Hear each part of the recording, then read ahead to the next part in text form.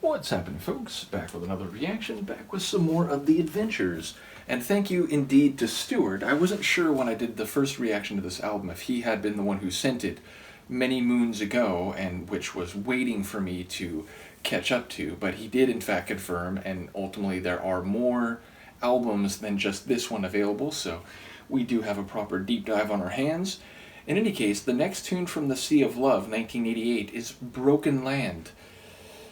It's an interesting phrase. Certainly something that is broken is not whole, is not complete, does not have full integrity, and thus there has been seemingly some damage or some structural fissure that has separated different parts of it from the whole. So yes, I feel like that's likely to be metaphorical. There might be different reasons why a land might be seen as broken. It could be treated without care. It could be separated by factions or different groups that have caused it to become separated in terms of its sympathies or its culture, its society. It could, of course, be land that is more literally broken, but I feel like if that is the case, even if we get visual reference to that, it's likely to be functioning on multiple levels. I'll see what I can catch on a first listen. This is The Adventures, the tune is Broken Land, and it's from their 1988 album, The Sea of Love.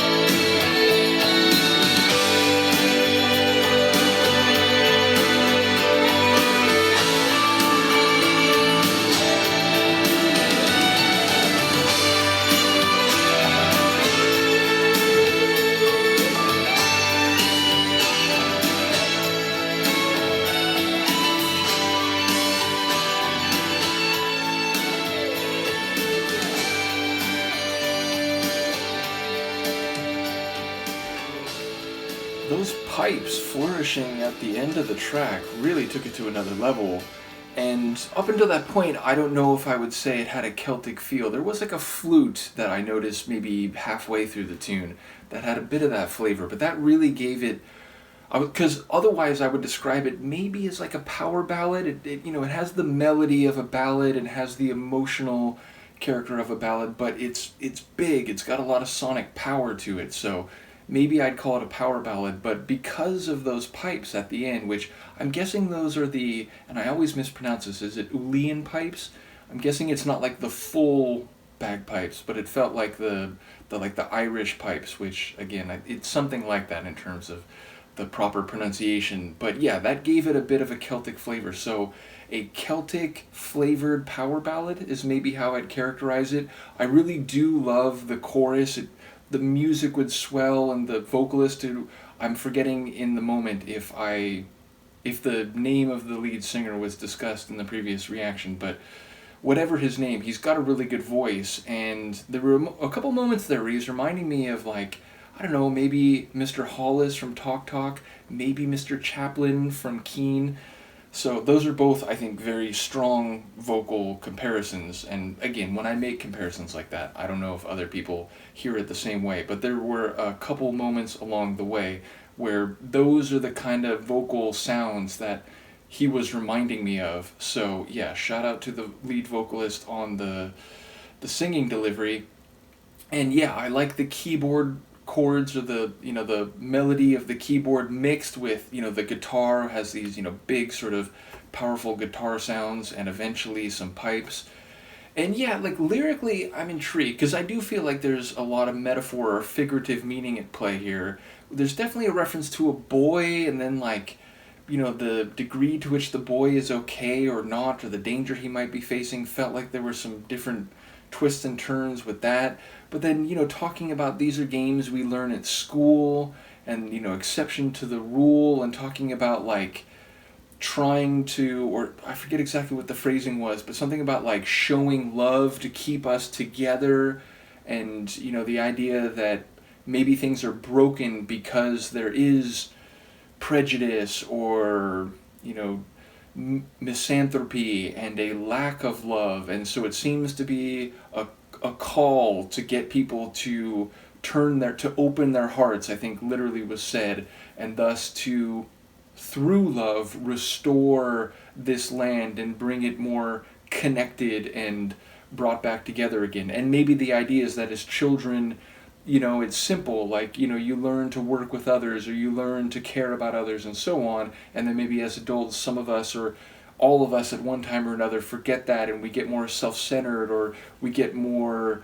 factional or cliquey, and we end up, not caring about what people on the other side of the fence or the other thinks about. So, yeah, I feel like maybe the boy narrative was like, a metaphor for like humanity overall, or at least like humanity in a certain time and place. So I feel like it was maybe a more specific narrative, but one that was speaking to larger scope issues.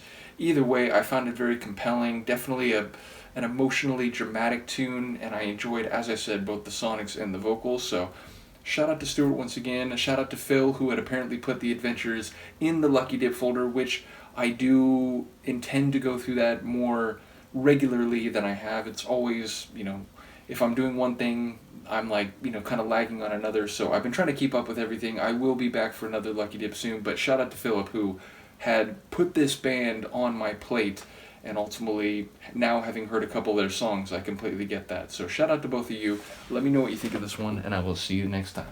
Peace.